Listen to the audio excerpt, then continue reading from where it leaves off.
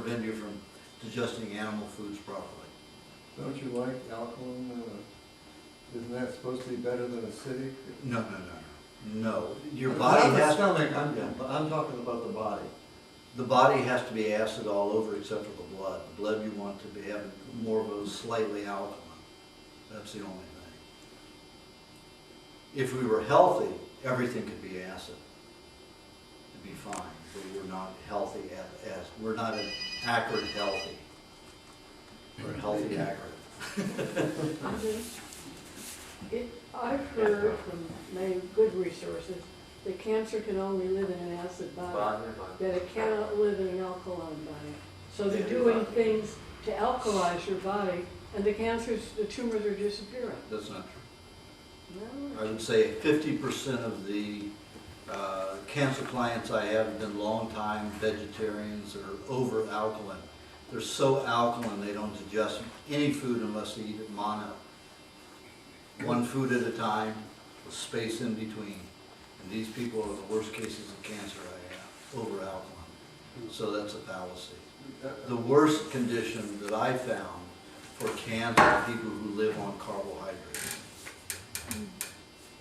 I just talked to a girl who is taking cesium. Have you heard of it? Turns you up real alkaline. She's got breast cancer. She said within less than 4 weeks, they went to half size. And they're not hard anymore, they're now soft. And she said they're almost gone. Well, there are lots of ways, depending upon the body, how you can stop the body from holding on to dead cells. But the body will only do that temporarily. Like Dr. Hardin B. Jones was Emeritus Medical Physics and Physiology at Berkeley for 40-some years in the oncology department. That was his field. He found that cancer is nothing other than like a cold or a flu. Your body will collect dead cells until the liver can get back to working again and start dissolving dead cells. So you just don't attack it in that time when the tumors are developing.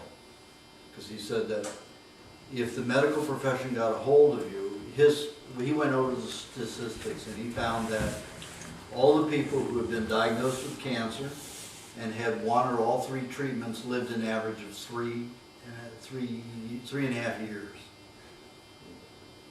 The people who were diagnosed with cancer and refused any kind of medical treatment lived an average of 12 years.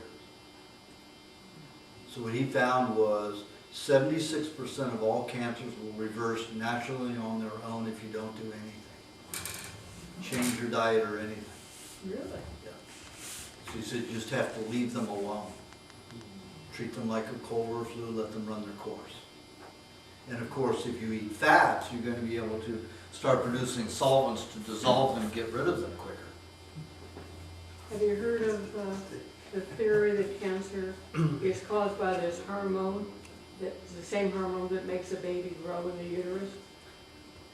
They've accused 14 different hormones over the past 50 years for cancer. Medical profession, and you have to understand, the pharmaceutical community runs the medical I profession. know that. The pharmaceutical community wants you to keep in hope and keep you thinking that they're finding the answers. So they put all this propaganda out constantly, feed it to us constantly. So you keep going to a drugstore and keep going to the doctors and being fed medication and getting drugs. You know, Ralph Moss is the one who's written up on this. He's not with the medical profession. He's a physicist. I know Ralph Moss. Mhm. I know Ralph Moss is a biochemist. He's not a physicist, he's a biochemist. And he worked on Laetrile, and basically he's still a biochemist. He looks at everything as not alive, but a chemistry.